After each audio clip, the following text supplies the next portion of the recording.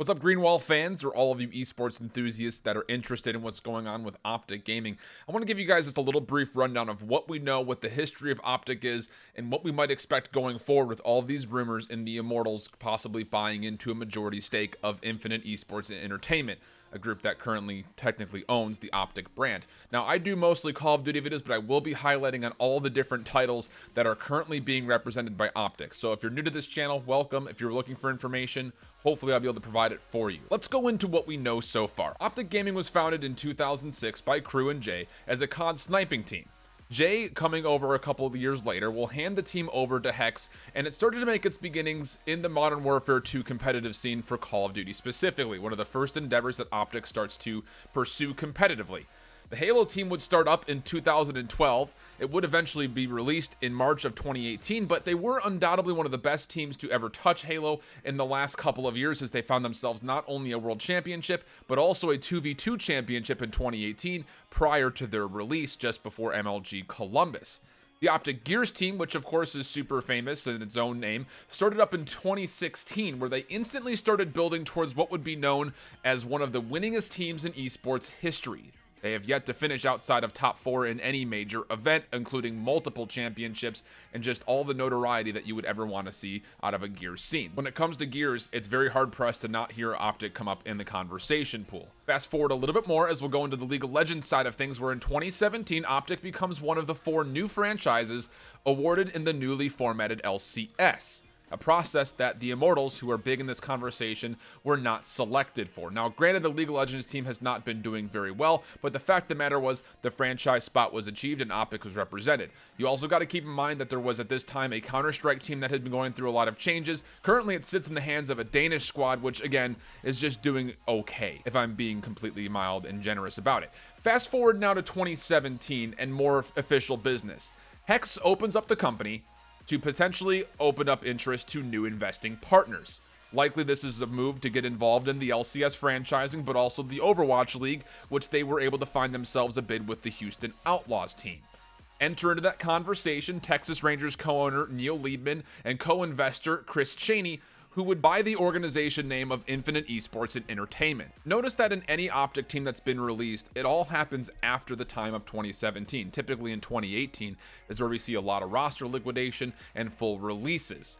Now let's go a little bit further forward, because 2017 is a pretty bountiful year, as you have things like the Houston Outlaws generating a lot of hype, the OpTic spot in the LCS generating a lot of hype, the Call of Duty team being the Call of Duty team, and the Gears team being the Gears team.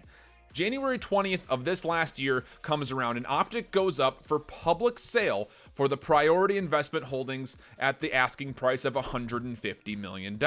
Again, bidding to take majority control of the company goes open to any public bids. And relatively, it stays pretty quiet. Nobody seems to be all that interested in going at that price until we get to the month of May, where May 3rd, the Immortals start to announce that they have put together a fundraising spree that ended up raising them $30 million to enter into the bidding process. Now again, $30 million is vastly different than $150 million, but the fact of the matter still remains that Immortals was looking to buy the spot, obviously with the generation of them wanting to get back into League of Legends most specifically, but also after finding success with the Los Angeles Valiant, it makes sense for them to want to get back involved in the League of Legends scene, and this is where they saw their opportunity, was to start chewing at the bids of OpTic. Now, as of a couple of days ago, we're starting to hear that the Immortals are the closest organization to actually buying out. Again, there is a deadline on this buyout by May 31st in just 16 days, so we're coming up very close to 2 weeks. And as we've heard recently as well, it's not just Immortals going up for the bid. Apparently, Hex has combined with Chris Chaney to also put a bid into the mix. We're not exactly sure how that's playing out, but from what we can say now is that Immortals seem to be the front runner in the bidding process. So what now? Well, Hex and Chris still being in the bidding process means that there's still hope that nothing will ever change. They will own the group, they will keep the OpTic brand, nothing will go away. But what we can tell through podcasts from both content creators as well as what we're hearing in conversation through ESPN and other reporters, it looks most likely that Immortals will be accepted for their bid and they will get the spot. So what can we expect? Well, again, I think the biggest reason why Immortals have been looking at this OpTic spot is for that League of Legends place in the franchise of the NALCS. That's definitely where the highest interest goes. And why do you say that? Well, they already own Made in Brazil, or MIBR, which is, again, the CSGO team hailing out of Brazil. And at that point, why would you hold on to a Danish CSGO team if you're the Immortals? You wouldn't, so they would probably try to sell those guys off at what would likely be not a very big price. They already own the Los Angeles Valiant, and Overwatch League rules stipulate that an owner cannot have stakes in multiple teams. That means that the Houston Outlaws would also go up for public bid. As far as I can gather, this is a pretty extenuating circumstance, as nobody was really planning for this, but the Houston Outlaws would go up for public bid or public auction because Immortals would have to sell that spot. Again, all that money would probably come back to Immortals. Those are the things that we should expect, but what else might in fact happen?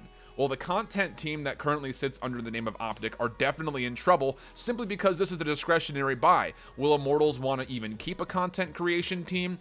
Will they pay them the same amount, if not more? Or will they, the content creators themselves back out and say, we're not even interested in representing the Immortals, we're leaving and we're going to go join up with whoever else? That's also very possible. We don't know. What we also know is that Immortals, by what whispers we've been hearing, is that they have very little interest in Gears of War or Call of Duty. So would we potentially see a full sell-off of these entire teams to the highest bidder? Or do they hold on to these, kind of ride the wave, and then when franchising specifically comes for Call of Duty, well, then they sell the player contracts off individually to the highest bidder? Either of those things could happen. It's most likely going to be the case where the Gears of War team will be sticking together and be sold off as a complete unit, where the Call of Duty team, maybe for this year, will stay as a complete unit, could potentially be sold off if this bid goes through. And then after that, does it just come down to individual contracts, or do they hold on to these guys until franchising for Call of Duty hits, and then you try to sell off the individual contracts at a huge price? That's very much so possible. What are the other big ifs, though? The big what ifs, I guess I should say. Let's say the instance happens, hypothetically, in this example, that Immortals does buy the spot, leaving Hex out of essentially a place with the brand. Hex very well could go off and try to restart a new brand. It could be OpTic Gaming still, or it might have to be rebranded to something else. That would have to come down to the legal things of what happens when Immortals sells off or liquidates the brand. They can potentially put in stipulations that say OpTic brand is still our name. We are not selling the rights to that name. That could very well still occur. Again, these are big what ifs, so just go there with me. Just hang on. I know you're grabbing your desk hard. Just hang on and go there with me. There is still a potential, though, that Hex could jump off with Chris Chaney and give themselves a spot to start a new brand. If they're allowed to, they very well could buy the other liquidated teams. So the Gears team, the Call of Duty team, the Overwatch League spot with the Houston Outlaws, the potential of the CSGO squad, and the content creators very well could be open investments for a new outsider. The big question comes down to, will the Immortals, in this example, if they do end up buying into the spot of Infinite Esports Entertainment, will the Immortals allow Hex to actually buy those contracts out? That's the big question. It would suck really hard for Hex, who's done a great job since the late 2000s to build a brand competitively, not just being a YouTube and content creation spree, but also have a lot of representation at a high level across multiple titles. For him to not even have a shot at the players that he essentially handcrafted and were able to mold from the beginnings of their esports professional careers. These are all the big what ifs. I am going to continue to keep my eye on this and give you guys updates as they come through. Hopefully this brought some conversation points for you. The biggest thing that I want to leave you with before I sign off is I urge you to try to think about how this could still be okay in the world of the Call of Duty scene, especially as that will likely be where most of you will be commentating. The fact of the matter is, a lot of you are going to say that without OpTic, there is no CWL because there's no viewership.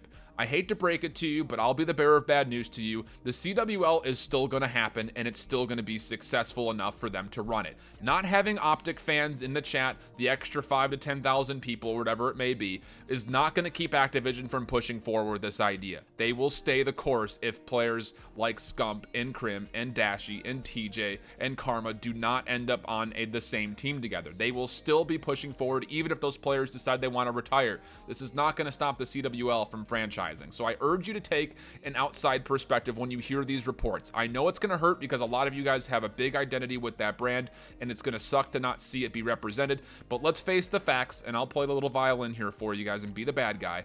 This was going to happen anyways with the Call of Duty scene.